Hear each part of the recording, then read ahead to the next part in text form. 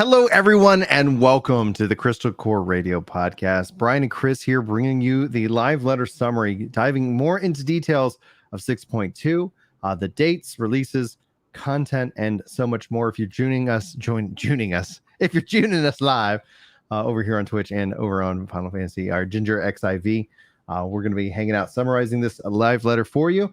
Also, we'll discuss the different topics and more as well. Chris, what's up, dude? So, first of all, thank you to the Final Fantasy XIV Reddit community.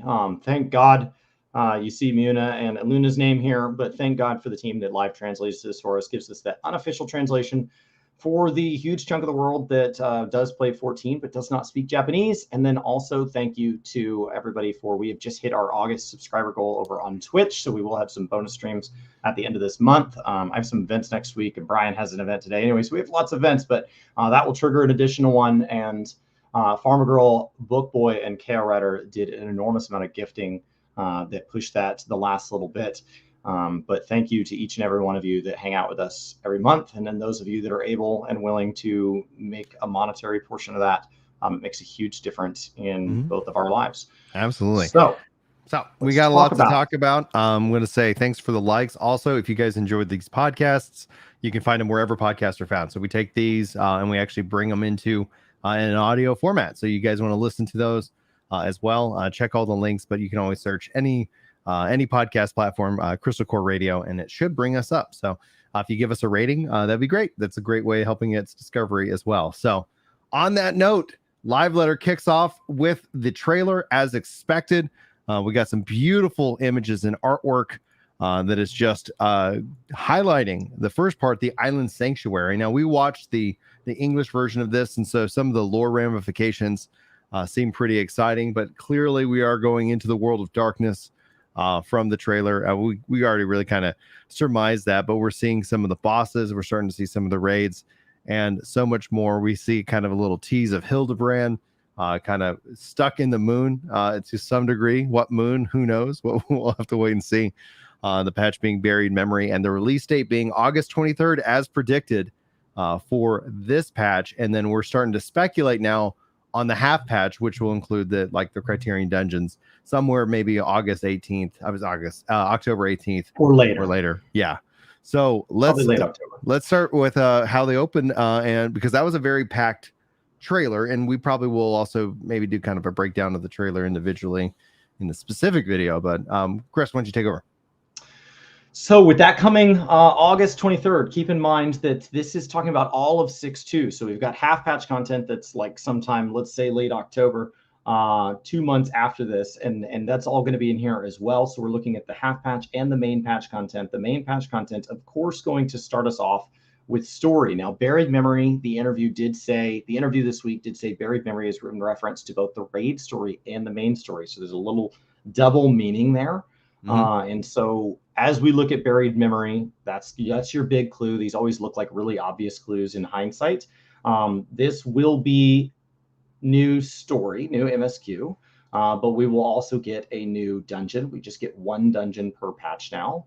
And then we will get a new trial. They told us nothing about the trial because it is tied to the main scenario. That's all just main scenario content right there. In addition to that, we're getting the side content that Brian just clicked on with Tataru's Grand Endeavors coming back for more. It was really quick the first time, so I'd love to see that do a little bit more. And then somehow further Hildebrand. Remember, Hildebrand is very long if you want to stop and savor it. It's very quick if you're story skipping it because it's mostly story, mostly cutscenes. But it's a lot to get through from ARR to now if you want to take part in that, because that is going to be tied to our relic system this time around. And for the Disciples of Gathering, Disciples of Land, the Omnicrons are going to be making their appearance as a tribal quest. All the quests that used to be formerly known as Beef's Tribe should be now classified at least as tribal. And the Omnicrons are going to be doing gathering. So it looks like we have we're working on that bar. People, who have completed the Endwalker story probably know what I'm referencing. And if you haven't, don't worry, I'm not going to spoil it for you. So it's exciting to see them kind of return. They showed off that insane jellyfish mount, the space jellyfish, which is just wild and crazy to see how that kind of is playing out. So honestly, I think that's going to be exciting. I haven't done the crafting mounts themselves, and I just got coffee delivered to me. So We'll get to With dive into a December. lot more of this in more detail as we go. So we're just going to get this kind of summary portion out of the way. This is mostly catch-up stuff. So the new dungeon is called the Fell Court of Toria, and the new trial and its extreme will be available on day one. They haven't told us anything about that. Now it is time for the new raids. And so the new raids is Pandemonium Abyssos and Pandemonium Abyssos Savage. Savage, for the first time ever, not tied to an expansion, is going to have a delay of 1 week. This is them trying that out. They didn't change anything about tomes. They just tried this one thing, and then based on feedback, they'll decide what to do with future patches. Maybe they remove the delay. Maybe they delay the way tomestones work, or they change the way tomestones work. We'll have to see.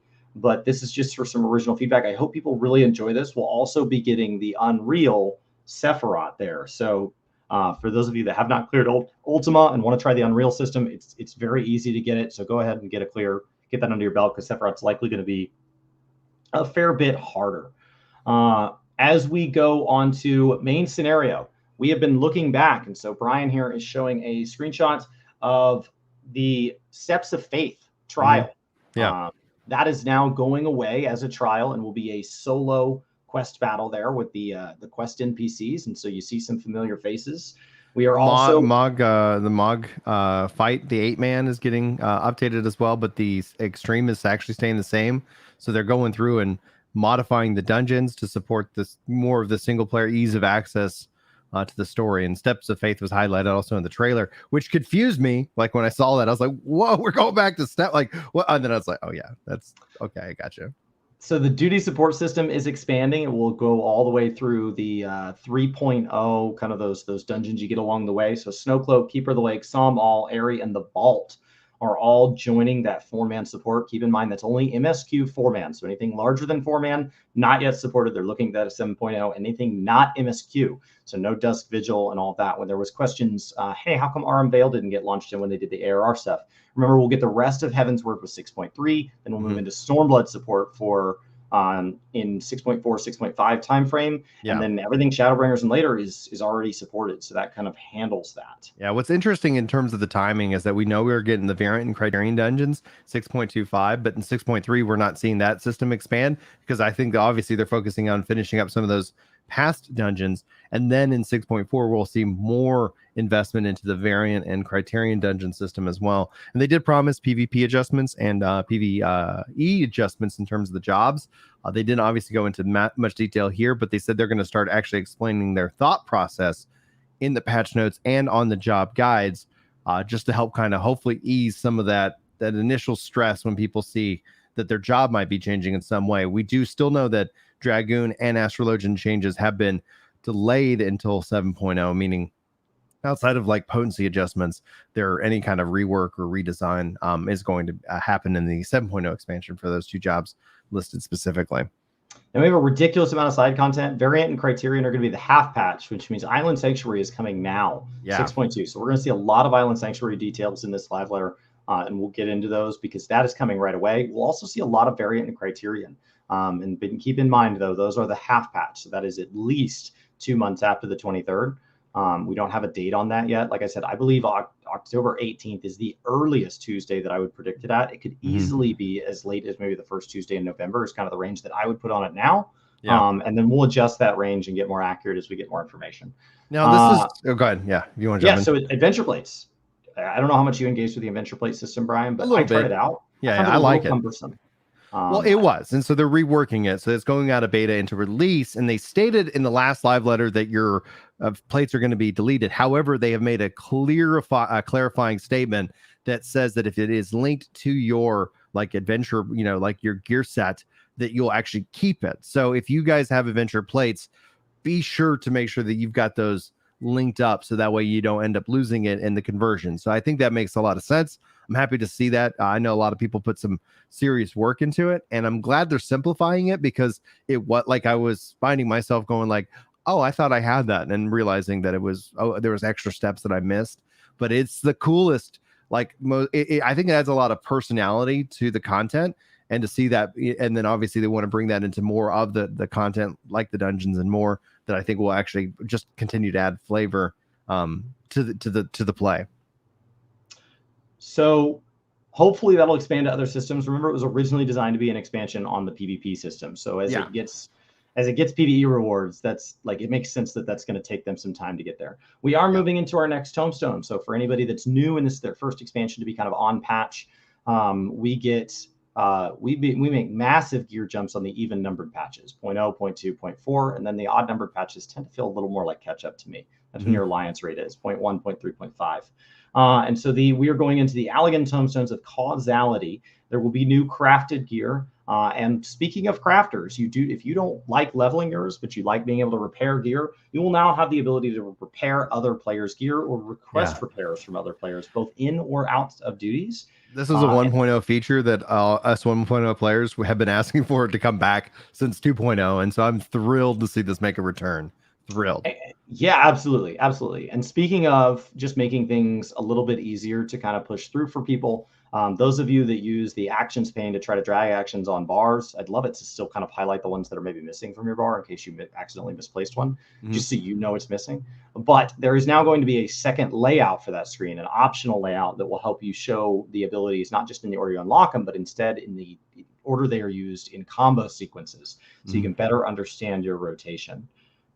Keep in mind that with this, we also have a bunch of just other quality of life things, such as your glamour dresser has doubled with the launch of this patch. So we are going from 400 to 800 slots. HP said, please don't put everything in there. I know you guys are already going to ask for more.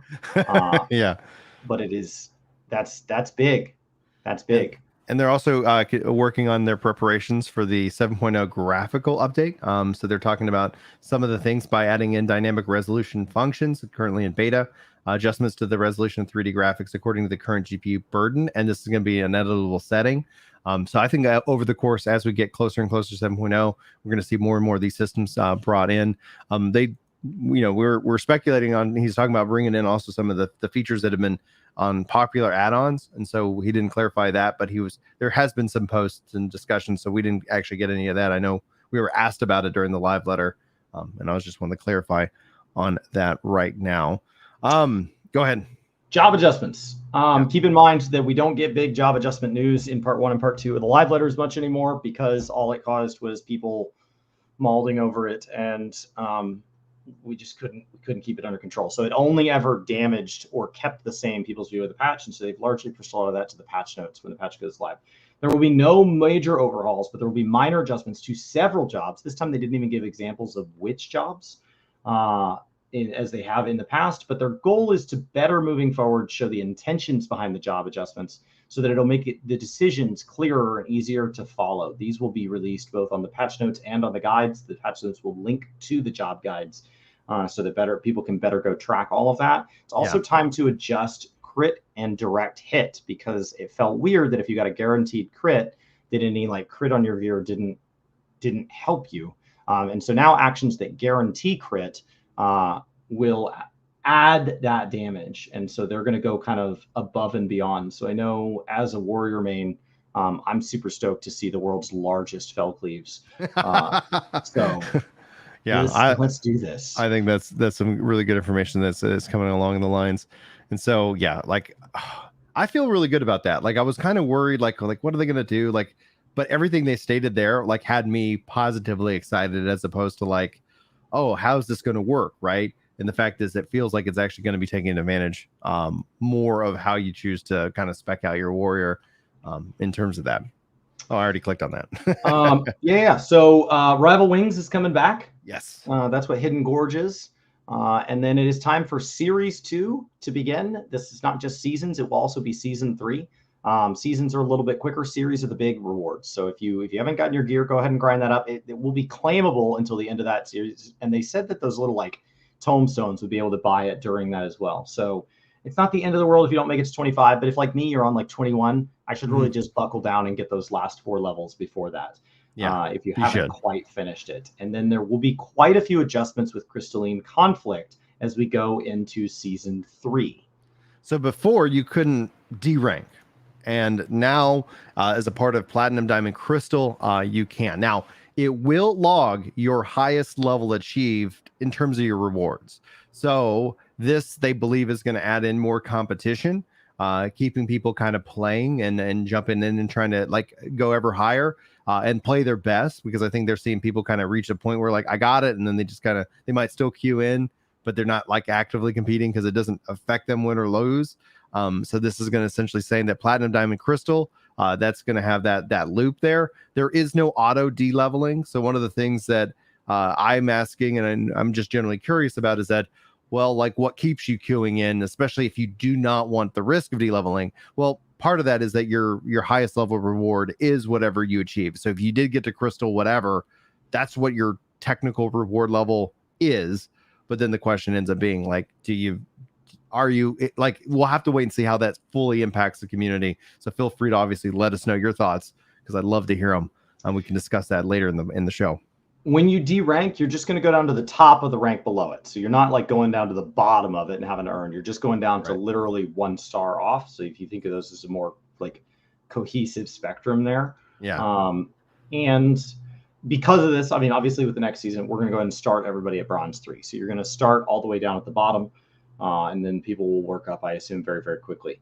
Final rankings will be determined by your highest tier, as Brian said. And so you don't have to worry about not getting something because you drop down.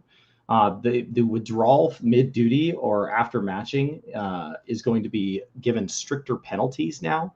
So like in general, they're just trying to make this a better experience. They want people to engage with this. So I hope that people can feel that this is an improvement. In addition to this, I hope there's a lot of changes to the actions and stuff to make sure that the jobs always feel really fresh in there. The new enhanced matchmaking will allow it to make better dynamic adjustments. So hopefully you're also getting better matching. That's always like ranks in games. Even if I'm ranked like bronze, or my brothers always jokingly call it Wood League when we're down at the bottom below bronze. Like that's fine. Then just put me against the other Wood League players. I've always appreciated that. I don't want to be against random diamond players. Just if I'm bad, just tell me I'm bad and let's move on. Let me play with other bad people.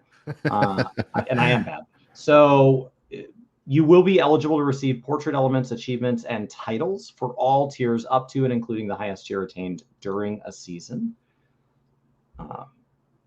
So let's get into seeing some in-game footage here. Well, in terms of the PvP, because we're still talking about miscellaneous updates, rare materials are added to the ethereal reductions for miner's bondness and the gear for crafted. And then in a different order than mine. I don't know. I'm going just down the same list.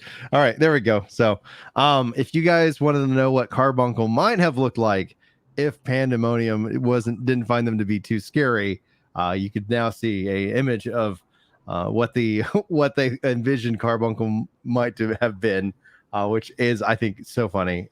So funny to see that. And so they're kind of willing to reveal that. If you guys are just listening to the audio version, note that it's a massively monstrous and scary beast, but yet you can still see some of the things that, kind of make you think of Carbuncle. So I think it's going to be really cool to see how that plays out in the long run. Then he kind of shows off, obviously, the ring, and if you touch the barrier and stuff like that, you will die. And they show off some mechanics. There's diagonal lines on the floor. There's diagonal mechanics. So you start to see, okay, that's one of the things I really appreciate about Savage. As you get to know it, you start to realize the fight is trying to give you the information. They want you to succeed. They're just not going to give it to you. Yeah. And chat obviously was very much like, can summoners get this one? Can we get that as our Carby summon, please? I still would love to see Carby with a little auto attack, but we'll see. Then they start going into the gear, and we believe this to be the crafted gear. And there's some really crafting gear. There's some really cool gear that's coming up here in a minute that I'm very excited about. The Yoshi P did go and confirm that was a part of the raid gear, but based off of what you'll see when I get to it, and I'll just go and jump down because all these images are on the. Never seen Savage raid gear like this. Never seen it like this with a visual effect. In this case, the flame sword, and it looks like the fire's coming out of the ears, and the shield's on fire itself. With the chains, and then the Dark Knight having kind of the void, almost this void ends presence. And for me, when he said that it's tied to the raid, in my mind, that this clearly is this the Savage version of it, the normal version. Oh, and then you do the Savage, and all of a sudden you're walking around with a samurai sword that's on fire. Holy freaking crap!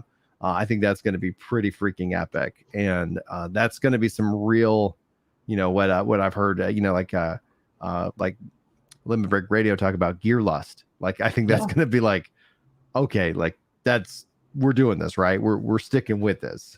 So I think that's going to make a lot of people, if that is indeed where it comes from, that's going to make people want to gear up more than just their main character. And one of the frustrating parts of that is just how many pieces you could acquire per week. So on that note, the Abyssos exchange rate only for Abyssos is going to reduce the amount of mythos required for the equipped gear for your head, hands, and feet are going from 6 to 4 for the number of copies. So that's really exciting. I think that'll help people push through that a little bit faster. Brian and I don't typically do a lot of Savage, but it's seeming like more and more like they're just making the whole thing a little bit easier. Now it's just about the content. They're letting the content kind of stand for its own, and I appreciate that. So we talked about the Omicrons earlier, just a little bit. Obviously, you guys will recognize where this is. This zone is now going to kind of grow and change as you unlock more. This is going to be your gathering area as we kind of take that on. I think that brings up some very interesting lore questions about why we're doing this. There's the mount that Brian mentioned with the space jellyfish, a little different than kind of the way the level checker works. We're killing them just 6.25. So when people start segmenting the content, Omnicrons are going to be patched 6.25. Right. And they were very clear on that. So it ends up being, I think, very important. But yeah, that space jellyfish is really interesting. And then they went ahead and take their break. So essentially, they've kind of just detailed the content on paper. And now what we're going to do is transition into the actual in-game footage of showing off these systems. So again, I feel like this is like a really big chunk of content, especially as we start to get into the Criterion, and they get to show that off here for us as well. So at this point, like, you've kind of had the summary. So hopefully you enjoyed that. Now we're going to start talking about the actual systems and the details and our thoughts on these systems, starting with Island Sanctuary. So if you're fresh off the boat, if you're watching this as a highlight, hit that like button, hit that subscribe button. We love talking MMORPGs, and welcome to the podcast and/or channel. Let's talk about Island Sanctuary and how they teased this as a start. Looking at a Mandragora, blue skies, beautiful. Chris, what do you think about Island Sanctuary? So the first thing they're going to do is they're going to start us off in this area we're not going to unlock for a long time, and they are going to leap off the ledge, and they're going to glide down on their little mount here. It is an absolutely massive area, absolutely massive. You will start your adventures down on a beach. Someone is going to bring you there. We don't know who. And they will say that starting from today, this is your island. So I don't know whose island it was before that, but it is now yours. And you will go through a tutorial. They said that they thought that would take most people about like 2 or 2.5 hours. Yeah. So that's plenty to do in addition to MSQ, in addition to the new raids, all with the 0.2 content. 0.25, of course, being massive. So enjoy this. Take your time. It is not meant to be tied to gear progression or anything. This is meant to be chill content. There's no fights on the island. The island, you have to finish the 6.0 story. That is like the main requirement. So you're not going to just join Final Fantasy and then go play on the island. We'll see if that ever changes. But no battle content on this at all. Everything's fully independent. So no housing items come into this. It's like its own system, and people can visit, which ends up being kind of some of the top questions that we've seen so far. You move around faster on a mount. Looked like Sprint had a 5-second recast and like a 15-second duration. So it should feel stress-free. You should just be moving around and just enjoying yourself. You've got a little guide here, a little mammoth, and basically as you go through this tutorial, it's going to teach you about the different things you get to do. The first thing you're going to need to do is you're going to need to gather. This is not tied to gathering out in the world. Any items you gather will be put into a pouch unique for this content. So it's not going to clutter your inventory. And there are buttons that you can't press right there when they went over that. And you're going to gather all these different items out here. So they're going through that different gathering. And you're going to notice that they ran by some monkeys. We're going to deal with that in a minute. Yeah. And once you've gathered a little bit, you're going to head back to your base, and you're going to make a tool. Once again, not tied to crafters or gatherers here. And as we pick up enough things, eventually you're going to be able to start building things. So they build they have this little plot here, and they're eventually going to be able to build a little hut on it. They showed that HUD off. We saw it in some screenshots and in some trailer footage previously. You're going to be able to build that HUD, and it'll kind of explain things to you as you go. It's meant to just be something you take at your own pace. Yeah, and you level up this island rank so that as you do these things, as you're leveling up and clearing spaces and making buildings, you're kind of ranking yourself up, which gives off various rewards for the island itself. And like honestly, like it just sounds like a really interesting piece of cozy content. But at the same time, I was still even seeing people in chat talking about how like, oh, they thought it might have been something different, or and that, I mean, there's just nothing you can really do. Like expectations are going to be what they are. I hope people check it out, and I'm really going to be curious to see what they think about it, because it is something so very different to the overall experience. And they said there's obviously unique gear. You can get a shovel for those of you who want. Look at that Roth wearing that hat. Roth hat, very snow-esque from Nothing Final gender Fantasy locked 13. here. Nothing's gender locked here at all. And then just goes into actually like capturing animals, capturing monkeys, breeding, or having a, you turn them into the feeder and having them make more for you as well. Planting and harvesting crops. This is just something that like they spent a lot of time on it. Was there anything that we have not covered in terms of the experience so far? I think lore-wise, I'm going to run into some interesting ethical dilemmas, just like I did with chocobo breeding. I think there's some weird descriptions when they talk about harvesting. Just go capture that animal and it's yours, and then making more animals so that you can like harvest from them. And I don't know what you harvest from a monkey.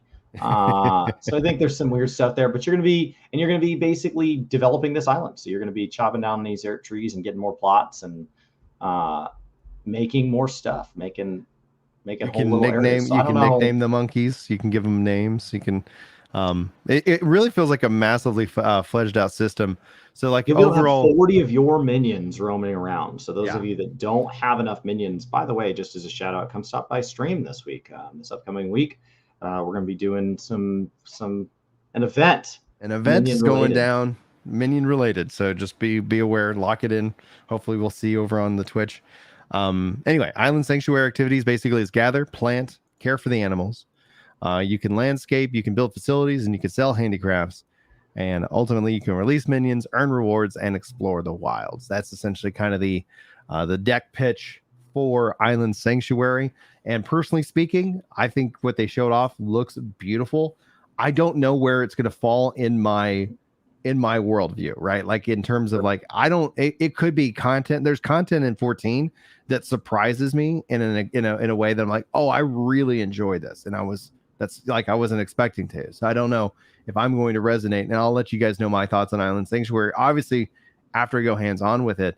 But right now, I'm going to tell you, like, it just doesn't seem like something that's up my alley, but it's never been anything like that. I was like, oh, that's the thing that I've been waiting for. Not saying you have to like it or you have to agree with me on that by all means. If this is your content, that's great.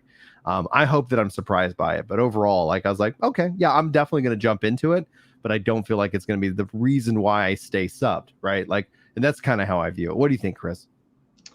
Yeah, I think it's, on that end, from like the hardest content, DSU being the hardest fight they've ever added to the game, all the way down to, we really just want you to feel relaxed in here. I appreciate the amount of a spectrum. I don't always want to be locked in at one of those difficulty levels. So I love the ability to jump around. So I'm excited about the fact that it seems like they want to draw us into doing Savage while it's relatively new. And then they seem to want to draw us into doing whatever the opposite of Savage is. So I like that. Maybe, yeah, exactly. Yeah, I'm always for more content, more player choice. All right. Always. So let's talk about variant dungeons. This is one part of 3 out of what was originally said Criterion dungeons. This is your Guild Wars 2 Fractal or World of Warcraft Mythic Plus style system. And it's got 3 difficulties here. And so the first difficulty we're going to go over is called variant. Variant dungeons are casual play for anywhere between 1 and 4 players. You match in, so you match right in. And when you match in with those other players, it seems like you're going to be in 4-person parties. No role restrictions, job changes permitted, and the enemy's strength will be determined by party size. The route of progression is going to change based on player choices. They'll show us some gameplay about that in a bit. The first variant dungeon is going to be the Sildine Subterrane. This is going to launch in patch 6.25. It does seem like we're going to get an additional variant dungeon, possibly in 6.4 and 6.5, based on the February roadmap when they went over this. And we'll be exploring the depths alongside a certain someone. This is an old slide. They're about to tell us who the someone is. And the experience for your story will change based on the paths you choose. So you'll need to play through multiple times to get all the choices. So it feels very much like the Mario Party, like choose the little rafting one in that. Yeah. I'm highlighting the image for those of you in the audio version where basically you have 12 different possible endings to explore and discover. And so I think that's absolutely thrilling. And then in terms of like the skills and how you can take, you get two additional skills. They have 5 skills and they qualify whether you can take it as a tank, healer, or DPS. So the role piece still comes in. You can change jobs. You can do all this stuff.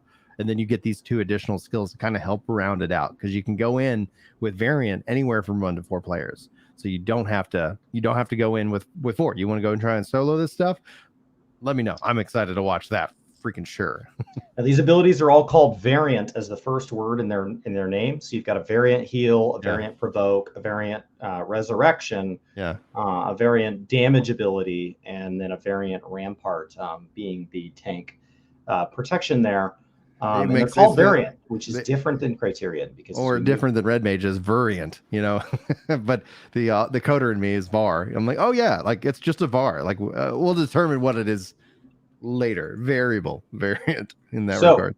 We will be questing with Nanimo, so that's what we'll be doing. And as we go around there, you'll see different story fragments.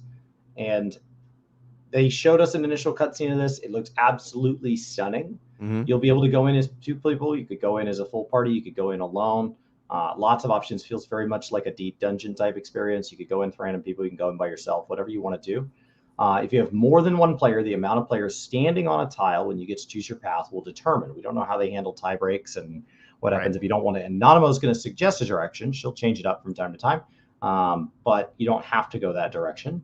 And she's going to be talking to you. She's going to be talking a lot. So this is very much like a trust experience. So he goes through this with Nanimo and gets hit a little bit so he can experience the thrill. And he doesn't open any of the loot boxes. So we don't know what the loot coming from here is going to be. He saved that as a surprise. And eventually you will get to a boss. One of the routes is only going to have 2 bosses. So it's not like a dungeon. So each route will just have 2 bosses. And so it seems like 12. So there's like, I guess, I don't know how they're doing that. It looks like we've got a lot of choices. So it looks like there was like 12 outcomes altogether. 2 bosses per attempt. On the bosses is that they're not all going to be purely unique. You might see reskins, or you might see just like the same model, but it could change the mechanics depending on the route that you take. So I think that's really interesting, because that's going to add that variety. I don't need them to make like a boss for each whatever pathway, because I think that ultimately then kind of says, hey, okay, like this is the way I want to go. Some people might not ever see a boss. Obviously you can go in solo. But I think that's going to be, I was like, wow, it makes sense. New mechanics, different mechanics. That's exactly, I think, what people will end up defaulting into anyway. And they kind of show off the boss and the mechanics itself. And then they show off this really cool looking mount, which I think we're calling kind of space hamster or something of that nature. It's like, and the tail makes it fly. This is a boss. This is from the trailer as well. But I think I don't know if this is a boss as a part of Criterion only, or if we just didn't obviously see it as a part of the variant path that he took in this regards. Go ahead. Second part, Criterion. So now we've moved beyond variant. We've moved into Criterion. This is 4-player content. We'll be back to the traditional 1 tank, 1 healer, 2 DPS. Visually, for matchmaking, right? For matchmaking, that's where the roles come in. You can form a pre-made and go in all tanks, or like that. So if you got a pre-made, you do however you want. But if you're matchmaking, it will do the tank, healer, DPS. So this is going to be the Sildine Subterrane. It's actually called another Sildine Subterrane. So it's not quite the same. It's a different Sildine. Somehow further Hildebrand. Yeah. And this is going to allow us to have, if you go in with less than 4 people, you'll be supplemented via matchmaking. Normal method of resurrections are prohibited, so no need for a red mage or anything like that, feeling like that. But each player will be granted a limited use of variant raise 2. This is different than that, and all other variant actions not available here. Every time, if you guys wipe, the enemies will stay dead, and you'll push through this. Now we go into the third difficulty, Criterion Dungeon Savage. This is another Sildine Subterrane Savage, and you will go in only preformed, and we will not even have the base resurrection. If you die, all the enemies come back, and if you take too long, the enemies start getting stronger. So this will all be located in a new Dungeon Finder screen called the Special Dungeon Finder. And remember, you can only enter Savage as a preformed party. So on this note, though, when it comes to the difficulty in terms of scale, they are thinking, and at least they communicated, that this would be designed and really good to take in your Savage gear from the current Savage, the new one, the 5.2 one, Abyssos, into this content. So it's like, hey, you've done Savage. Hey, why don't you try another version of Savage that's a little bit different? So that's kind of, it seems like that's how they're scaling it, which in the long term might make this stuff easier down the road. But in the short term, like, this seems like, oh, cool. This gives you more options to do this kind of content if you're looking for challenging content as well.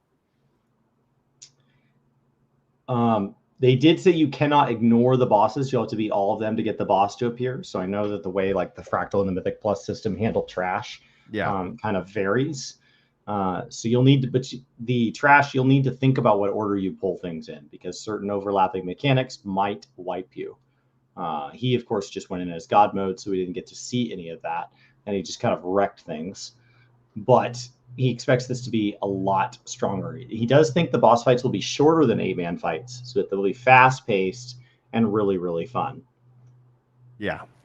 This looks like a lot of fun content. Absolutely. And in terms of like, you can actually re-earn your raise. That's going to happen after you defeat all the enemies that are like, spawned, etc. So it's like, okay, like we use that, and it made me kind of think back to some of the harder stuff in Destiny, where it's like, okay, you get one, and then if you use it, then you got to try again after that. It looks like the raise came back, so we don't know what triggers that, but it looked like kind of Palmanders maybe. Now these are the housing items that were submitted. So you got some portraits you can hang on the wall. You got a straw bed you can put in. You got a tent you can pitch, and then into this brings us to QVC hour. Yeah, the QVC hour. Orisian Symphony concerts coming back to Japan. I think the dates are going to be December the 17th and 18th. They are not having, or do not have plans to currently live stream this. So it's going to seem like it's going to be Japan only. And you can get an Elpis flower, by going to the event, which, man, if they bring this worldwide, like, I really hope they come to Fort Worth or something, because hell yeah, I'll go down to Fort Worth. Give myself an Elvis flower, They show that off and spend some time with that. Further announcements: they're heading to PAX Australia, October 7th and to 9th. We also know of other events that are happening in October. Go ahead, Chris. Yeah, we'll be doing a 14-hour live stream. They'll be doing it on October 8th, so it does seem like that's targeting PAX. You do have to wonder if we would get a live letter tied to that, because October 8th is 11 days out, or is 10 days out from October 18th. Yeah. So it's the right time frame for that second live letter to take place if they choose to do one there. If it is October 18th, it could be later. Yeah. Now they're doing a Mog Shoot Farm live stream. So they've got some big long live streams starting Monday and going through Friday. We'll also be doing some Final Fantasy related events this week as well. Yep. So I look forward to seeing what this is. They're collaborating with a farm in London called Mudshoot, so kind of neat. Love it. They're going to do a live patch note reading for patch 6.2. That's August 22nd, 11 p.m. PDT.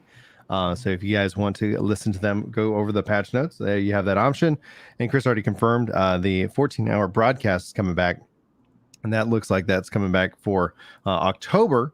Which essentially kind of seems to line up exactly. And what they've done in the past live, 14 hours, they filled it with content. One of them happens to be a live letter, because that can end up taking about 2 hours of the 14. But we've seen things different. Then they decided to break the internet by releasing this Paladin jacket, and I think the site actually now is functioning and working.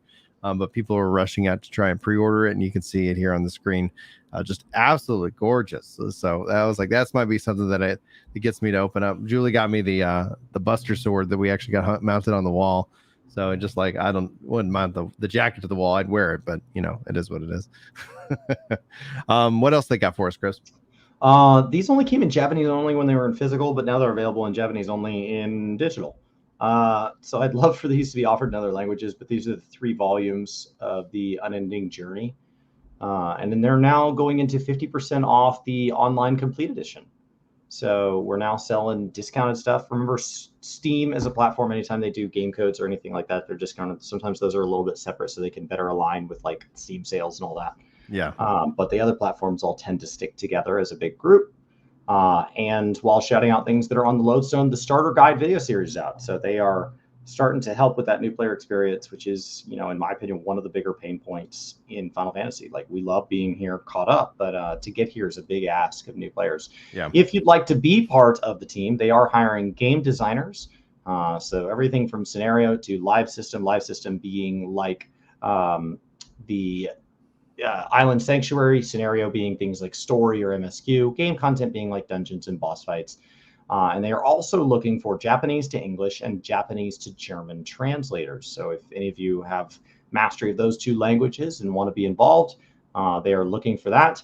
And there are some announcements on the Lodestone still dealing with like season rewards for Crystalline Conflict and the upcoming expansion of the NA data center. Remember, which got delayed. Updates to the data center is an ongoing thing. Just like the graphics updates. That was all part of that 10-year plan they revealed back in February. So that is it, guys. That is the live letter in not so many words. It was about 3.5 hours long, I think, total. Yeah.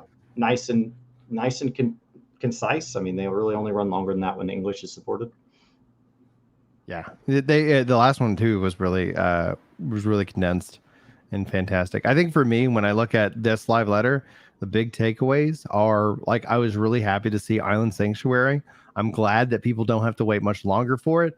I'm very curious to see what the internet's total reaction to it here in the coming weeks. I think anybody that would be in the raiding mindset and the savage mindset actually is getting more content than they have in the past, where you get the savage raid. It's alongside cozy, Island Sanctuary. So there's kind of like, if you're not big into the savage raid scene, you got this option as well. So it feels like it's addressing like a wider, range of content. And then if you're like, well, why don't we get harder things and more raids rather than this Island Sanctuary? Well, good news. We actually have that in this patch too, and then after a couple of weeks, like sometime in October, boom, now you're into the Savage Dungeon. So it does feel like, I would say that 6.2 for me feels like an incredible meaty offering for both casual and hardcore players, to where that if I hear somebody not memeing, not doing this just because they hear me say this now, but legitimately feeling like they're being screwed out of content with their sub with 6.2 and 6.25, I'm just not going to understand where they're coming from. I'm going to feel like that person's on another planet, from another planet, and be like, what do you mean? If you don't like the Savage version, of the dungeon, guess what? There's the variant version, and you could set your own difficulty in variant. You want to solo it versus you want to duo it versus, you get to define that level of difficulty and challenge for yourself. And they also have this other cool thing too. If you're looking for more of that challenge right after the challenge that you've just completed, while you wait for the next ultimate, which is apparently coming pretty soon too. Like, I just feel like we're just getting a lot of content, which is exciting for me personally. I think Criterion's the thing I'm most excited about over the next 4 months. I think that there's a lot of things to do along the way. I want to engage with a little bit of everything. And so I feel like, I've done a lot of the base 6.0 stuff, not all of it. I've done a lot of the 6.1 stuff, not all of it. Mm-hmm. And this just says like, hey, you don't have to consume everything in this game. You can get to the parts of the game that you like. And once you get to the parts you like, there's probably more on the way. So I think it's nice that they're letting you don't have to eat the whole buffet to be satisfied. You can go through and just pick all your favorite dishes, and there's enough meat on the bone there. So with that, I'm pumped. Yeah. I'm pumped. This is great. This is a really good amount of information. So we'd love to know what you guys are thinking. Chris, are you planning on streaming after this, or are I you got to just do another summary after this, and then I'm gonna call it a day. I had a lot. I completed Heavensward for my first time this week, so I've done a lot this week. And then Brian is doing. You're doing a charity stream, New World Fishing Tournament tonight. Yeah. Any upcoming kind of bonus streams, such as the fact that we just crossed our subscriber goal, are all brought to you by something. So they're either brought to you by you guys hitting a goal that just blows me away, or direct sponsors. So we're doing a lot of bonus streams lately. And that's letting me get to content that I don't get to in all of the kind of more scheduled stuff Monday through Thursday when I'm being a little bit more organized. So we have kind of goals each stream to work through, and that's been really great. Yeah, my thought is because I have a couple single player games that I haven't started and or that I do want to like finish. And so like if you guys are helping, with that support, that's something I can take to Julie and she can approve me to do some additional like live streams of that. So my thought is that now that we've hit our goal, so Chris is going to do a thank you stream. I'm going to open up a poll and let you guys pick whether I jump into Final Fantasy VII or finish Elden Ring, jump into Spider-Man or something like that. As kind of like my additional bonus streams, which won't be as long as, like typically it's like, okay, we'll jump in on that. So, thank you guys so much for that support. We really can't, do this much content without what you guys, support us. Cause that's why you get more, so more support gets more content. And so we thank you guys for that. So, kind of be thinking about it. I'll put out a poll, in terms of like what you guys want. And then we can kind of try to find that time that works. It's it's going to be something where it's like this is because of that support, and we'll try to hopefully maybe I'll actually start finishing some single player games. Who knows? Who knows? All right, that's gonna wrap up this. That's gonna wrap up this stream. That's gonna wrap up the summary because Chris is gonna be live over on Twitch. If you guys aren't following over there, please do. He said, I'll be live tonight doing the charity stuff. And I appreciate you guys all being here. For Work to Game, for Ginger Prime, for Gaming Kinda. We thank you guys so much for that, and we will see you next time. Until then, take care. Sorry, I was slow on the until then. I was like my brain's still kind of feeling like it's waking up. Anyway, guys, I'm gonna hit end stream. We're gonna go ahead and do that. I guess I could have been cool and had this visual playing the entire time, so I could have when going back and editing it would have been really cool, etc. So I'm just gonna talk through it. Because why not? You guys are the best. Hopefully you'll have a good day, and hopefully we'll see you next time.